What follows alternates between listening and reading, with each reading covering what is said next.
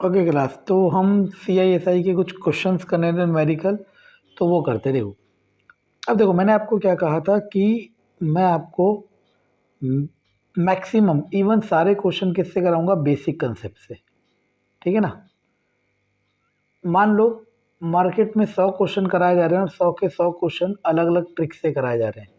मैं 100 के 100 question basic concept से कराने की कोशिश करूंगा, लेकिन कुछ क्वेश्चन ऐसे होंगे, कुछ मतलब हार्डली 2%, जो बेसिक कंसेप्ट से करना गलत होगा। गलत तो आंसर गलत नहीं आएगा, गलत का मतलब है कि वो इतने लेंथी हो जाएंगे कि उनको करने का कोई फ़ायदा नहीं है। ठीक है ना। तो कुछ क्वेश्चन, ऑलमोस्ट 2% क्वेश्चन ऐसे होंगे जो हम बेसिक मेथड से नहीं करेंगे।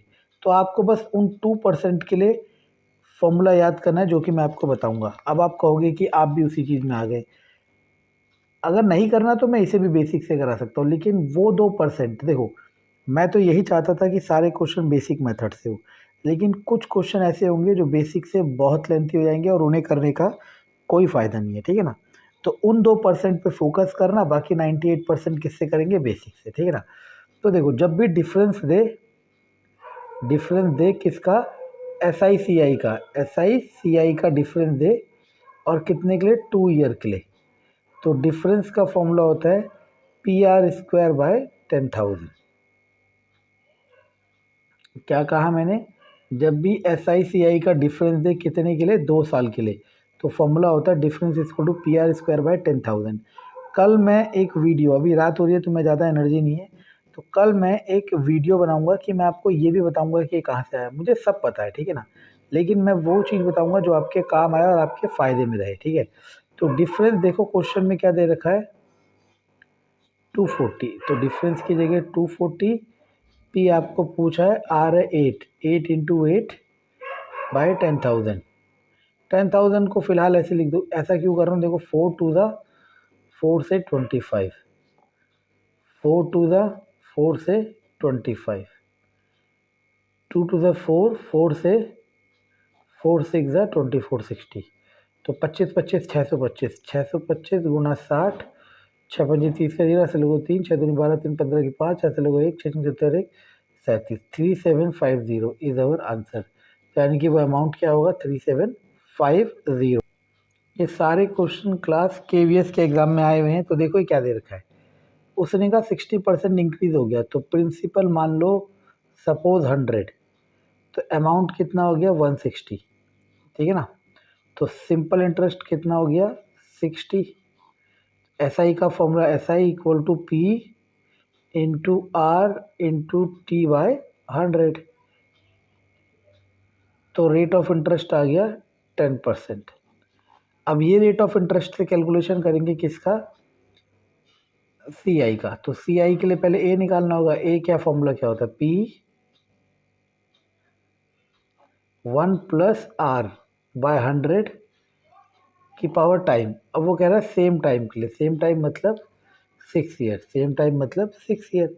Now we have to solve it. Okay, now see, इसे काट दोगे तो ये बन जाएगा 1 2 1 2 3, सॉरी एक जीरो फालतू लगा दी। Okay, 1 2 3 into 11/10 into 11/10 into 11/10 into 11/10 into, oh sorry मैंने ध्यान नहीं दिया, ये लिखा हुआ है 3 ईयर्स इंटू 3। तो सही है, 3 बार आ गया, 3 बार, 1 2 3, 3 से 3 कट गया, तो 12 गुणा 1 3 3 1। तो गुणा करना आसान है, 2 दूनी 2 एकम 2, 2 तिया 6, 2 तिया 6, 2 एकम 2, और वहाँ से 1 से करोगे तो 1 3 3 1 2 7 9 5 1। तो 15972, और ये हमारा क्या आ गया, A आ गया। और हमें CI कह रहा है, CI के लिए क्या करोगे, इसमें से ये माइनस कर दोगे, 2793 3972 इज अवर। तो ये वाला क्वेश्चन था जो मैंने आपको बताया था, क्या कि वो CI और SI के डाटा को आपस में यूज़ करने की कोशिश करेगा। और ये सारे क्वेश्चन KVS के एग्ज़ाम में आए हुए हैं, तो इनको हल्के में मत लेना। ठीक है ना। चलो, ये बेसिक कंसेप्ट क्लियर करने के लिए मैंने डाला आपके पास। तो देखो, रेट ऑफ इंटरेस्ट कितना दिया, देखो 8, सॉरी उल्टा लिख दिया ना, ये टाइम है, ये रेट ऑफ इंटरेस्ट है। रेट ऑफ इंटरेस्ट क्या दिया है 8%, और टाइम कितना दिया है 2 और 1 3 सी।